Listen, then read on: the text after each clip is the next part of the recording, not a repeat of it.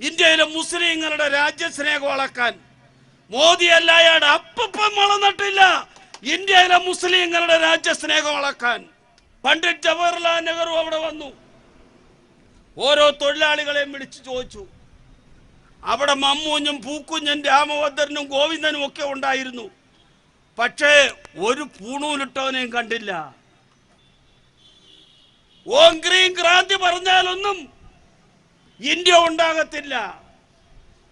ഏതോ ഒരു പട്ടന് പാളത്താറ് കൊടുത്ത് ഏതോ ഒരു സ്ഥലത്ത് നിന്നൊരു കൊച്ചു കോടാരി എടുത്ത് തെക്കോട്ടെറിഞ്ഞപ്പോൾ കടലെല്ലാം മാറി കരയായി കേരളം ഉണ്ടായെന്നുള്ളത് നിന്റെ അച്ഛനെ പഠിപ്പിച്ചാ മതി.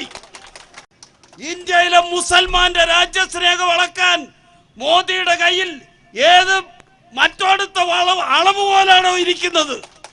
ഈ രാജ്യം ആർക്കും തീരെഴുതി കൊടുത്തിട്ടുള്ളതല്ല. ഈ രാജ്യം ആരുടെയും തറവാട്ട് സ്വത്തല്ല. ഈ രാജ്യം പടുത്തുയർത്തിയ നമ്മൾ ഓരോരുത്തരുമാണ്.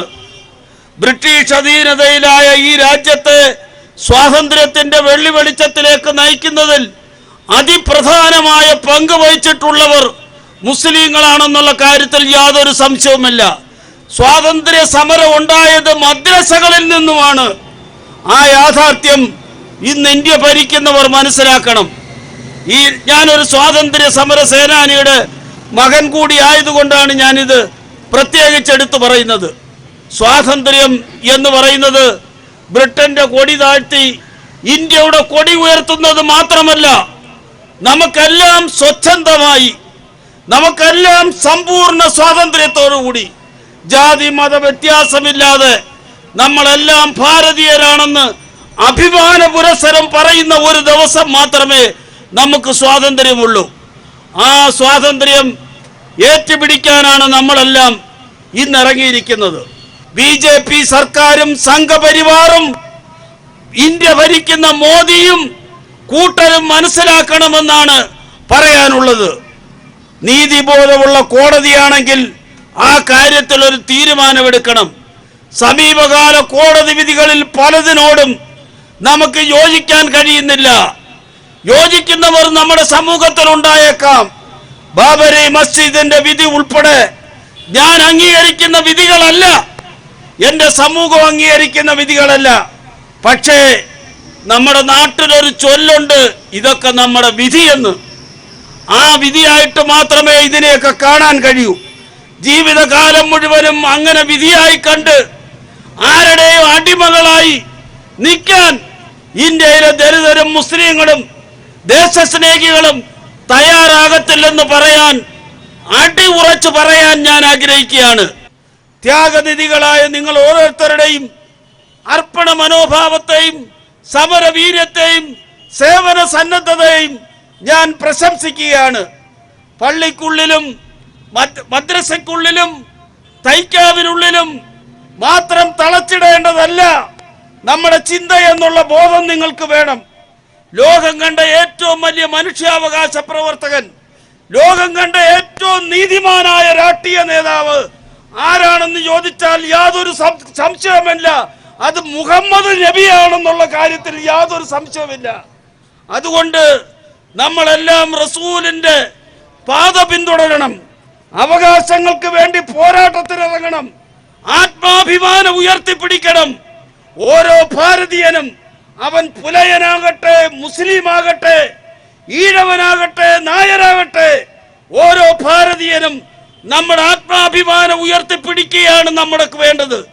അല്ലെങ്കിൽ നമ്മൾ യുദ്ധം ചെയ്ത് മരിക്കണം, അതാണ് ആവശ്യം. കലാപമുണ്ടാക്കാനോ അരാജകത്വം സൃഷ്ടിക്കാനോ ഒന്നുമല്ല നമ്മൾ ആഹ്വാനം ചെയ്യുന്നത്.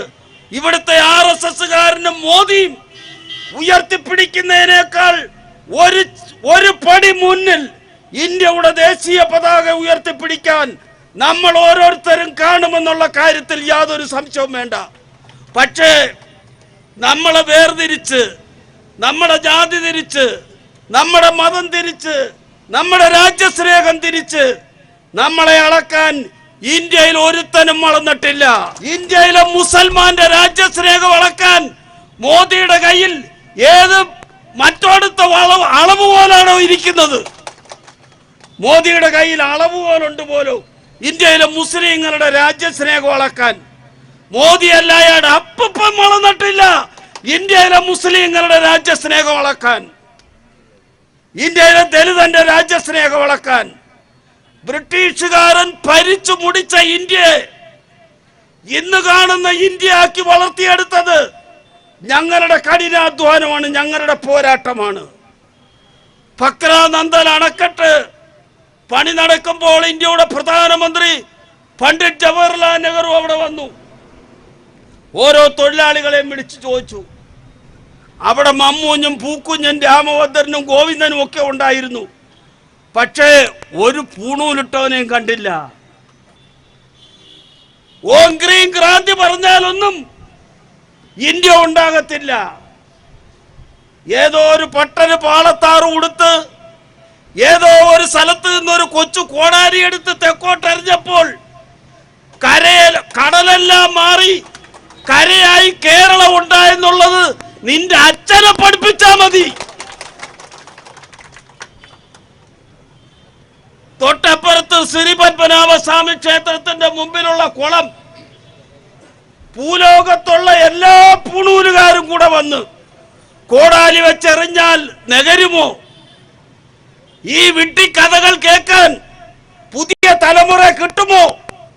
നിങ്ങൾ ആലോചിക്കണം. ഇതൊക്കെ തന്നെയാണ് അബ്ദുൽ നാസർ മദനി ഈ രാജ്യത്തെ ജനങ്ങളോട് സമ്മതിച്ചത്. എന്നെപ്പോലെ ഉയർന്നു നിന്ന് സംസാരിക്കാൻ പറ്റുന്ന സമയത്ത് നിന്നുകൊണ്ട് പറഞ്ഞു, അത് പറ്റാത്ത സമയത്ത് ഇരുന്നു കൊണ്ട് പറഞ്ഞു, അതിനും കഴിയാത്ത സമയത്ത് കിടന്നുകൊണ്ട് പറഞ്ഞു. അതാണ് പോരാട്ട വീര്യം. ആ പോരാട്ട വീര്യം തകർക്കണമോ? നമ്മൾ ആലോചിക്കണം. ഇലക്ഷൻ വരുമ്പോഴെല്ലാം ഭയങ്കര സ്നേഹമാണ്.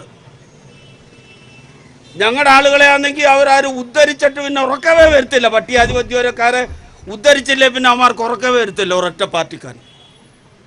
അതുകൊണ്ട് നമ്മളെല്ലാവരും കൂടെ ഒന്നിച്ചു നിന്ന് ഒറ്റക്കെട്ടായി നിന്നുകൊണ്ട് ഈ പോരാട്ടത്തിൽ അണിനിരക്കണം.